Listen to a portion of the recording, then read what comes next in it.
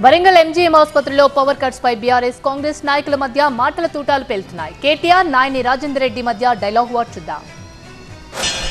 ఒకటి కాదు రెండు కాదు 5 గంటల పాటు సాయంత్రం 4:30 నుంచి రాత్రి 9:30 గంటల దాకా కరెంటు లేదు. మన ఇళ్లలో పోతేనేమో ఫ్యాన్ బంద్ అవుతుంది, బుగ్గ బంద్ అవుతుంది.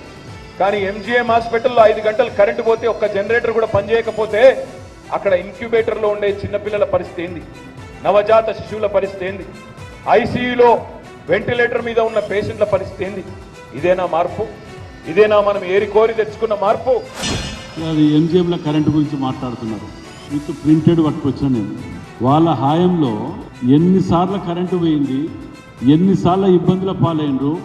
దీన్ని name of the substation, name of the feeder కార్డుకి వెళ్ళి ప్రింట్అవుట్ తీసుకొని తెప్పించింది. ఇవాళ బతుకున్న మనుషులని సచ్చిన మనుషులని అక్కడ హాస్పిటల్లా ఎలుకలు కొరక తింటుంటే కూడా స్పందించని ఇక్కడ మాజీ లోకల్ ఎమ్మెల్యేలు మంత్రులు ఇలా ప్రెస్ మీట్లలో కూర్చొని చిలక పలుకులు మాట్లాడుతుంటే ప్రజలు గుర్తిస్తలేరు అనుకుంటాను.